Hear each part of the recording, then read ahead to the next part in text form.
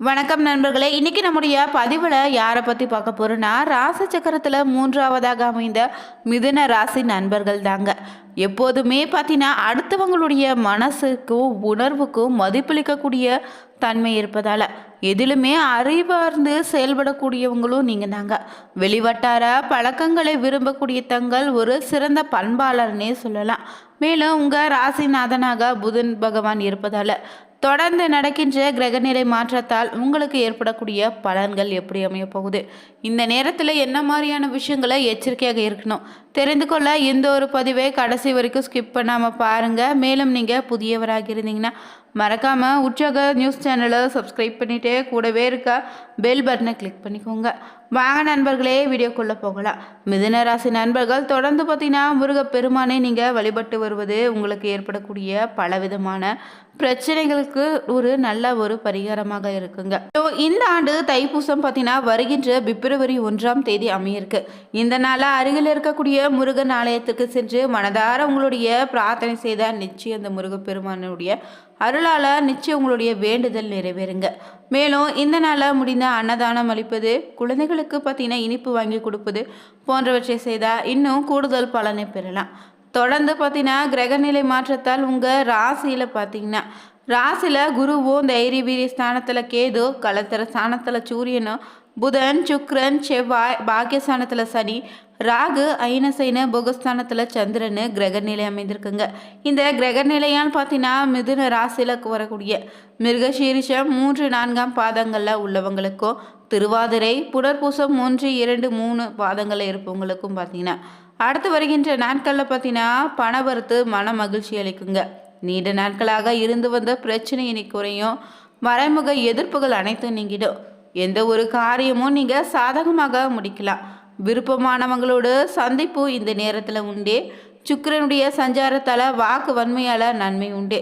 நோய் நீங்கி இனி உடல் ஆரோக்கியம் மேம்படும். அதே போல் தொழில் வியாபாரத்தில் திட்டமிட்டபடி சிறப்பாக நடக்குங்க. பழைய பாக்கிகள் இனி வசூலாகும். எதிர்பார்த்த நிதி உதவி உண்டு. அரசாங்கம் மூலம் நடக்க வேண்டிய காரியங்களில் சாதகமான நிலை உருவாகி இருக்கு.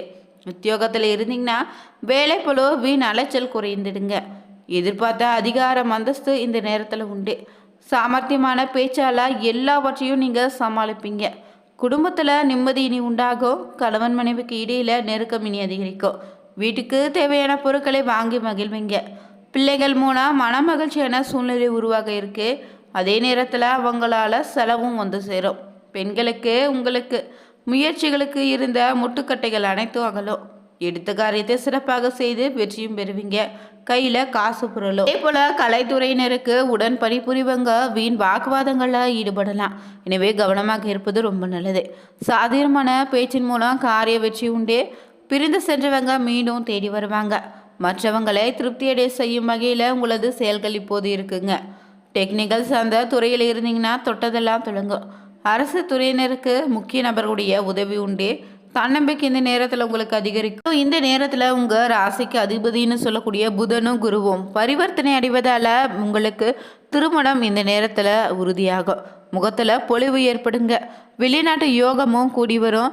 வெளிநாட்டில் வேலை படிப்பிற்காக செல்ல வேண்டும்னு நினைத்தீங்கன்னா இந்த நேரத்தை பயன்படுத்திங்கன்னா தடைகள் அனைத்தும் நீங்கிடுங்க. பொருளாதார தடைகள் இனி நீங்கும். சந்திரன் 12ல் இருப்பதால் நிறைய செலவுகள் கூட ஏற்படலாம். அதனை சுப செலவுகளாக மாற்றிக்கொள்வது ரொம்ப நல்லது. அதே போல் இந்த நேரத்தில் தாயின் ஆரோக்கியத்தில் ரொம்ப அக்கறை செலுத்துவது நல்லது. யாரையும் இந்த நேரத்தில் புண்படுத்தாமல் இருங்க. மேலும் பார்த்தீங்கன்னா 3ஆம் இடத்துல கேது பகவான் இருப்பதால் அக்கம் பக்கத்தினரோடு நல்லுறவு உண்டு.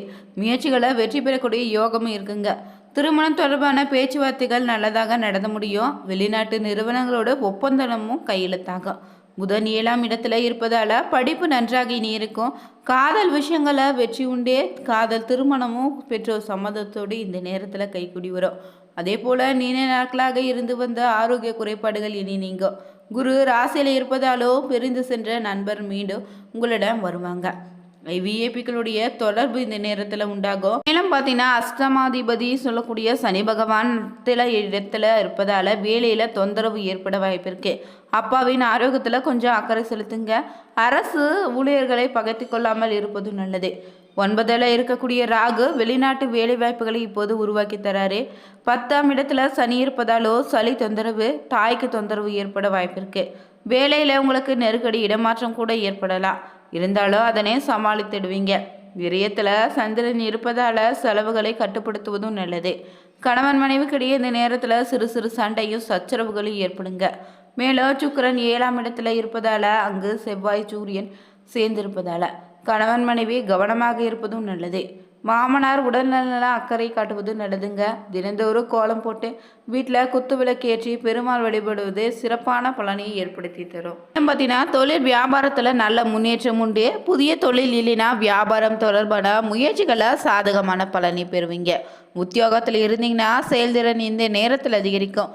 தொழில் வியாபாரத்தில் இருந்து வந்த கடன் பாக்கிகள் வசூலாகும். வியாபாரம் தொடர்பான பயணங்கள் செல்ல வேண்டியதாக கூட இருக்குங்க. உத்தியோகத்தில் இருந்தீங்கன்னா மேற்கொள்ளக்கூடிய கடுமையான பணிகள் கூட எளிமையாக இனி நடந்து முடியும். குடும்பம் உறவை பொறுத்தவரை இருப்பவங்களோடு நடவடிக்கைகள் உங்களுக்கு டென்ஷனை ஏற்படுத்தலாம். கணவன் மனைவிக்கிடையே இருந்து வந்த கருத்து வேற்றுமை உண்டாகும். பிள்ளைகளுடைய நலனில் அக்கறை காட்டுவீங்க. உறவினர்கள் மத்தியில் உங்களுக்கான மதிப்பு அதிகரிக்கும். சுபகாரியம் நடக்க இருக்கு. திருமணம் தொடர்பான விஷயங்களில் முன்னேற்றம் உண்டு. குடும்ப உறுப்பினர்கள் மத்தியில் மகிழ்ச்சி நிலவும். பெண்களுக்கு இந்த நேரத்தில் மனக்குழப்பம் நீங்கி தைரியம் உண்டாகும். தொலைதூர தகவல்கள் உங்களுக்கு நல்ல தகவலாக வந்து சேரும். எடுத்த காரியத்தை சாதகமாக செய்து முடிப்பீங்க. திடீர் மன தடுமாற்றம் உண்டாகலாம். பெரியோருடைய ஆலோசனை இந்த நேரத்தில் உங்களுக்கு கை கிடைக்கும். அதே போல் விவசாயிகளுடைய திறமைகள் வீண் போகாது. அமோகமான விளைச்சலை காண்பீங்க. புழு பூச்சிகளுடைய பாதிப்பில் இருந்து பயிர்களை காப்பாற்ற செலவு செய்ய நேரிடும். சக விவசாயிகளுக்கு சிறு உதவிகளை செய்து மனம் மகிழ்வீங்க. உங்களுக்கு கடன் கொடுத்தவங்க தொல்லை தர மாட்டாங்க. உப தொழில்களிலும் கவனமாக இருங்க. அதே போல் இந்த நேரத்தில் கலைத்துறையினருக்கு பகிரத பிரயாத்தனம் செய்வதன் மூலமாகவே நல்ல முன்னேற்றம் உண்டு. சிறிது முயற்சி செய்வதன் மூலம் சிறப்பான வாய்ப்பு உங்கள் கை கூடி வரும். உங்கள் கௌரவம் இனி அதிகரிக்கும். அதே போல் நற்பெயரோ கீர்த்தியும் வந்து சேரும். பொருளாதார வசதிகள் பெருகிடுங்க.